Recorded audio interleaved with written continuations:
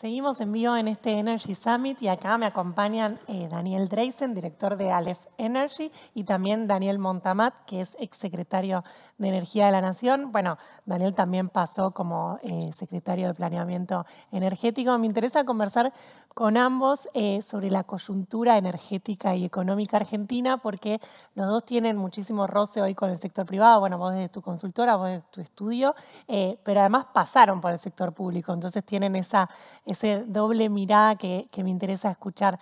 Arranco, Daniel, si te parece, por el tema de la actualidad, la ley bases, todo lo que se debate en el Congreso, ¿eso cómo puede impactar en el sector energético?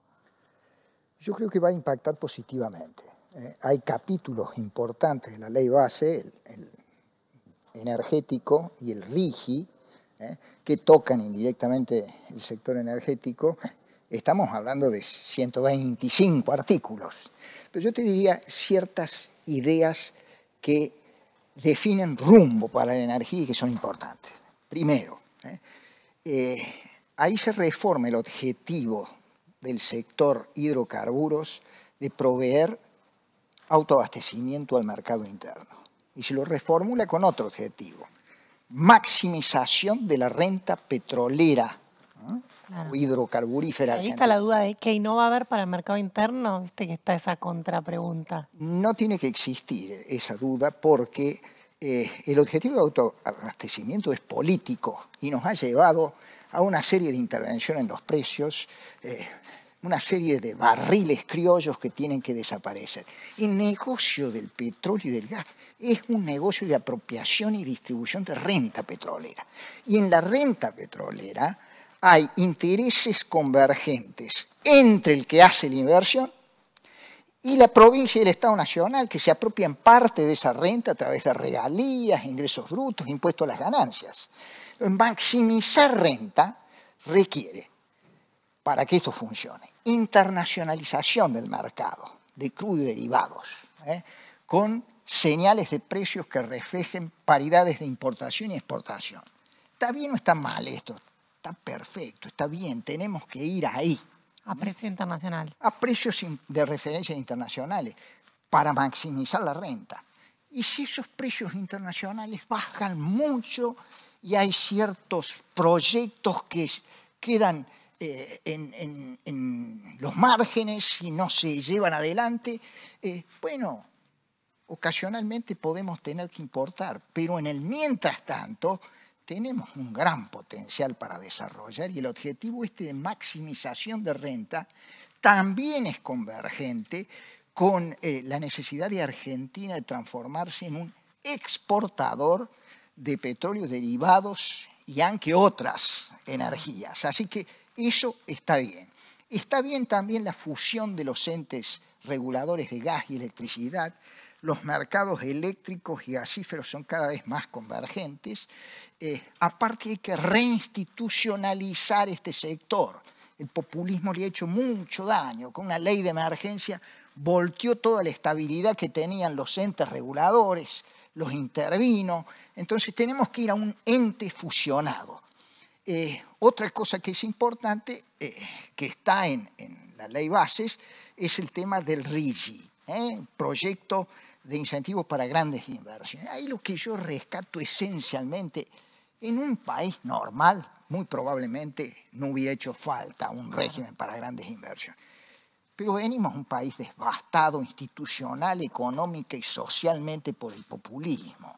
Hemos sido reincidentes crónicos en la violación de contratos, etcétera, etcétera. Entonces, las grandes inversiones necesitan, ¿qué sobre todo? Una señal de estabilidad fiscal tributaria, un régimen que garantice la estabilidad fiscal tributaria, donde ya también tenemos cosas mal hechas. Había un régimen de esto en materia minero, se le implantaron los derechos de exportación, así que tenemos contra esa historia que luchar. Entonces está bien el RIGI, podemos corregir ciertas cosas, pero me parece que está bien. Te hago un punto ahí, porque me gustaría sumar a Daniel también en el tema del RIGI. ¿Cómo lo ves vos? También vos hablas con muchas empresas que les interesa. ¿Sí o sí tiene que estar el RIGI para que inviertan o están viendo invertir igual? ¿Cómo lo ves vos? No. El RIGI es fundamental, en mi opinión, por los motivos que dijo Daniel, y también porque permite tener una operación financiera normal. ¿Qué significa esto? Que si una empresa invierte en Argentina, después tiene derecho a girar dividendos o utilidades hacia el accionista que invirtió, ¿no? Parece algo muy, muy básico, pero hoy no es así. Y el RIGE te da esa seguridad. En la historia argentina, gran parte de la historia no fue así.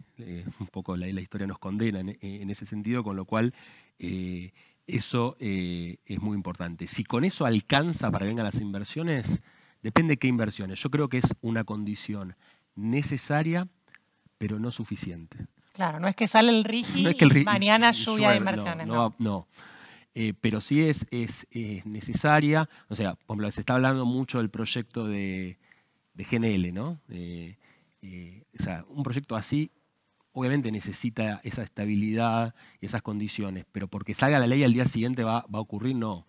Acá, un poco como dijo Daniel, se destrozó mucha confianza, ¿no? Se destrozó en muchos años, se rompieron muchos contratos, con lo cual va a llevar un poco de tiempo, más allá de que puede haber oportunidades muy impresionantes en Argentina. Hay oportunidades impresionantes, con lo cual este RIGI de alguna manera yo creo que tiene que ser un puente para ayudar a restablecer la confianza más rápido, pero Claro. si la macroeconomía no se estabiliza, tampoco van a venir las inversiones. Pero ahí, ¿cómo creen que hay varias críticas también que se le hacen? Algunos directamente que no quieren que haya régimen de inversiones, pero otros que dicen sí, que haya un régimen de inversiones, pero con algún que otro cambio. ¿Ahí qué piensan? ¿Creen que puede destruir parte de la industria que está energética asociada a por ahí los proyectos petroleros? ¿O creen que puede mejorarse en algún punto? ¿Cómo lo ven?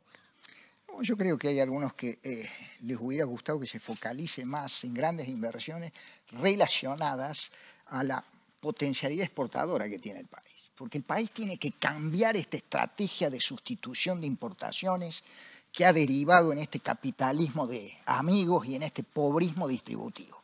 Tiene que ir a una estrategia de valor agregado exportable. Entonces hay algunos que dicen, no, vamos a sostener un régimen de incentivo especial, pero aquellos proyectos que se dediquen a agregar valor para el mercado externo. Claro.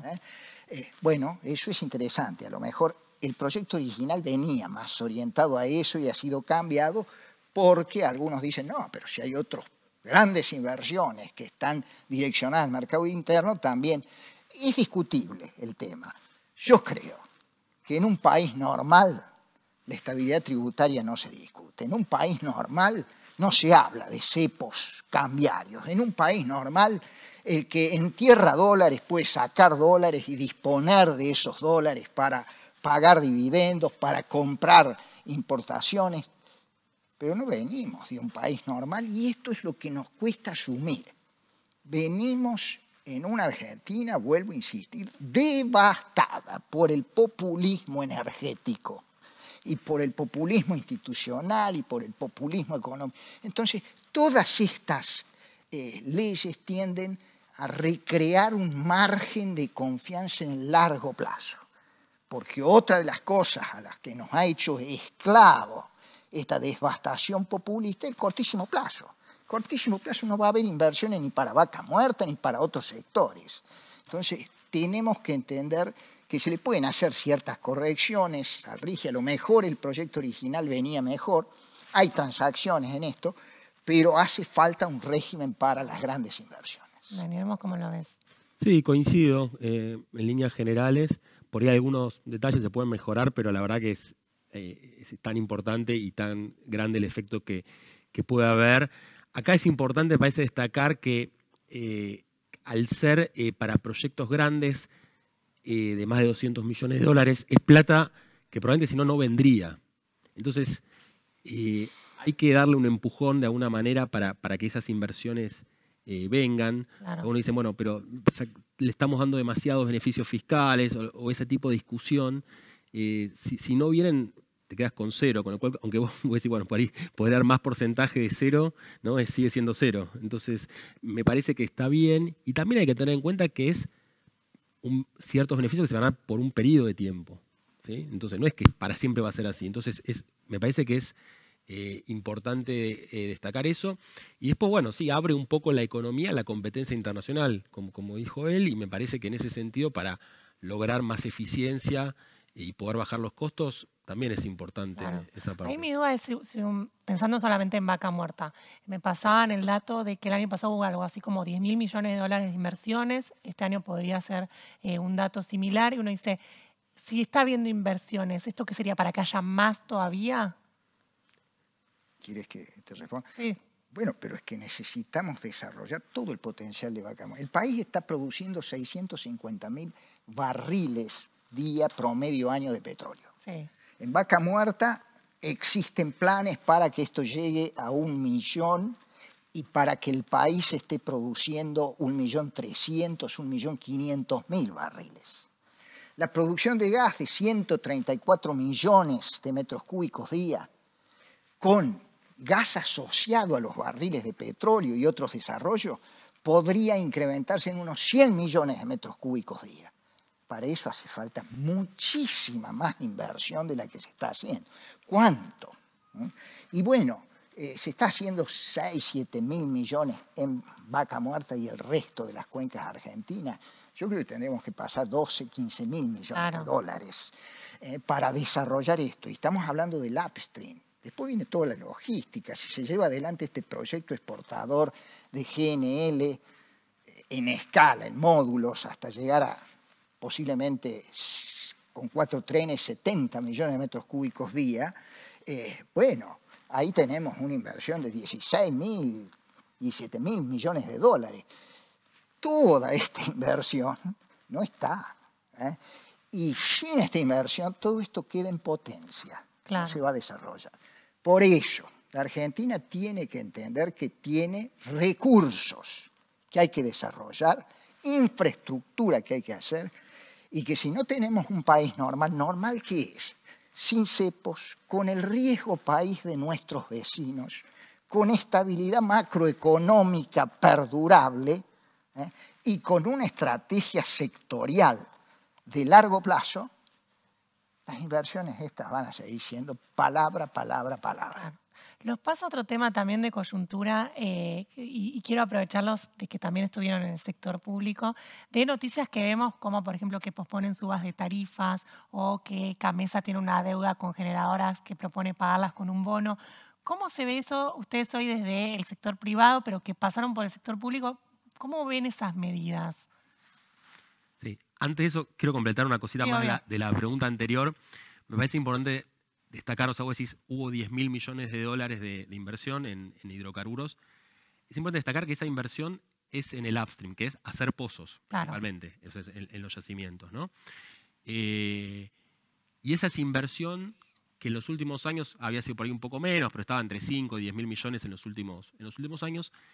Es una inversión en lo que yo llamo una fiesta con la puerta cerrada, ¿no? Es inversión de reinversión de utilidades, no es plata fresca que vino afuera. No digo que sea malo, es bueno que las empresas, pero estaban obligadas, no es que tenían la opción de salir. O sea, es como una fiesta en la cual la puerta está cerrada, con lo cual nadie entraba y nadie podía salir. Entonces, como Vaca Muerta es muy rentable, se generaba plata y se reinvertía en este sentido.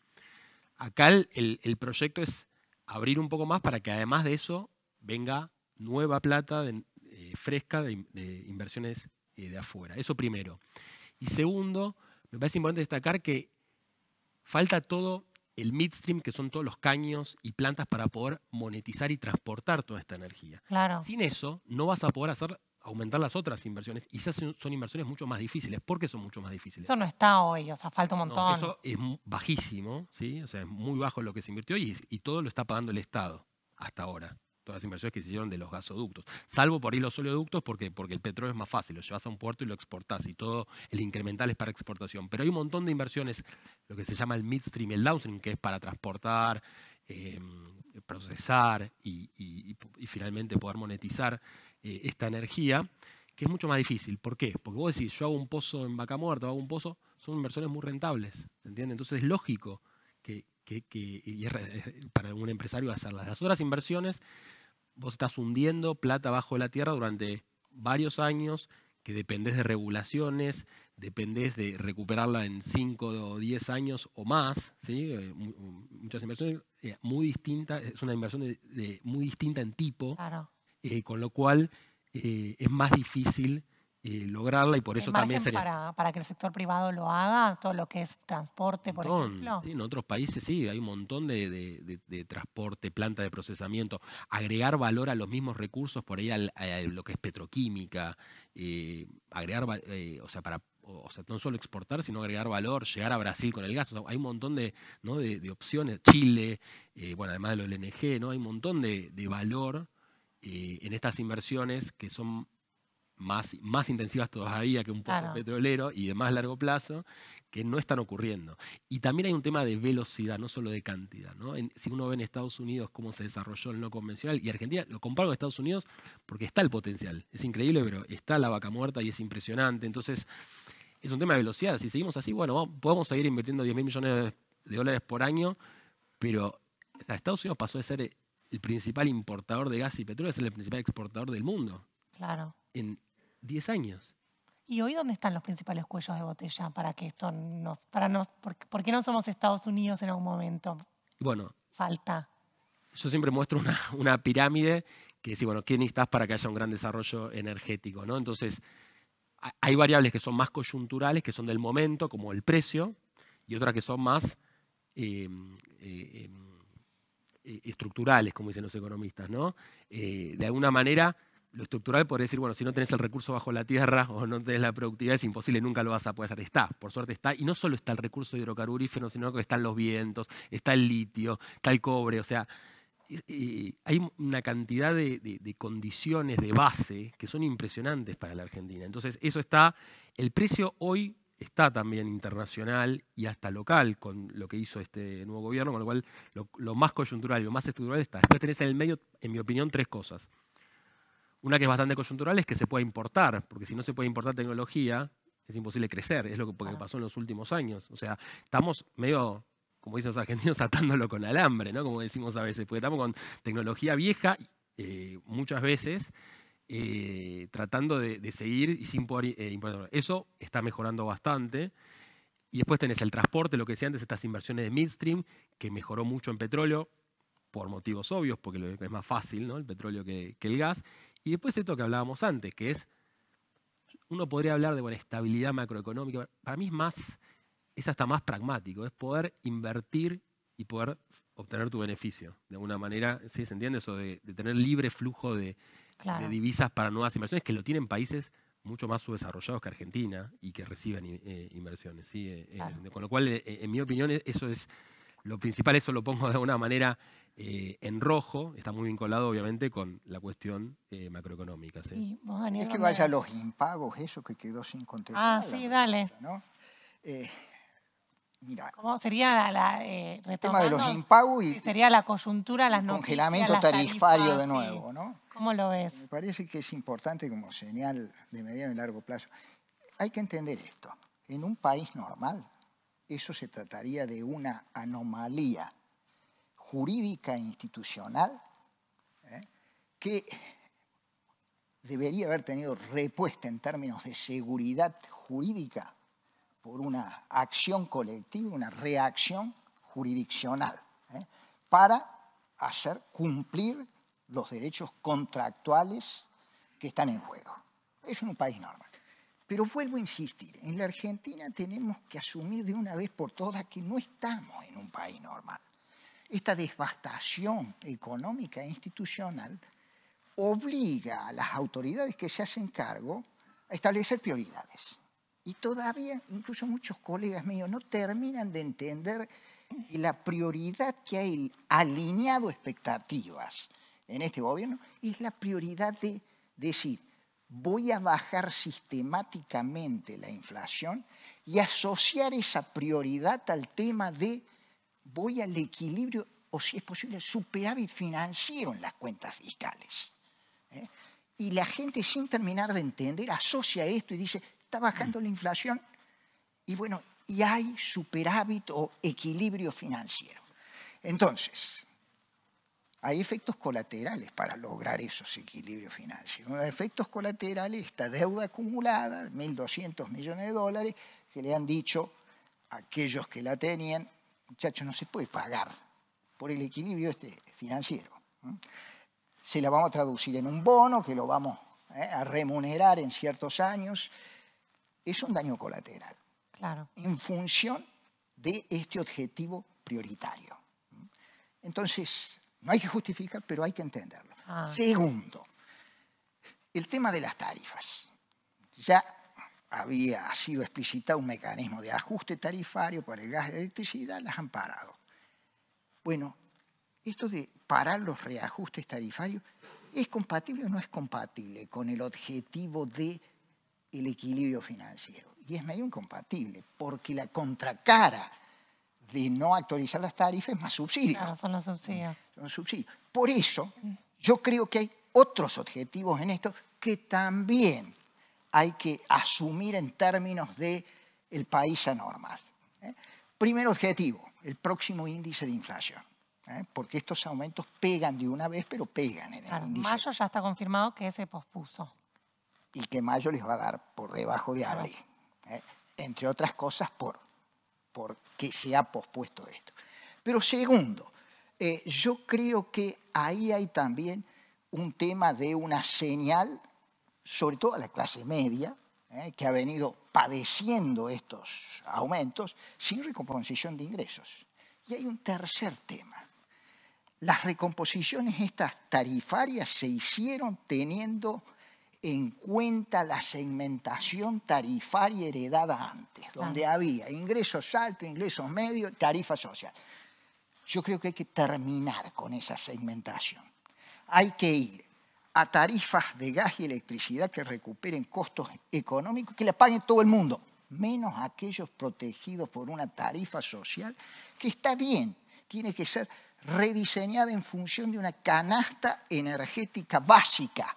Claro. Es lo que habían prometido. Sí. Entonces, que se tomen este tiempo para ir ajustando todos estos temas, porque aparte el sistema tarifario que han creado tiene un cargo fijo que es muy alto.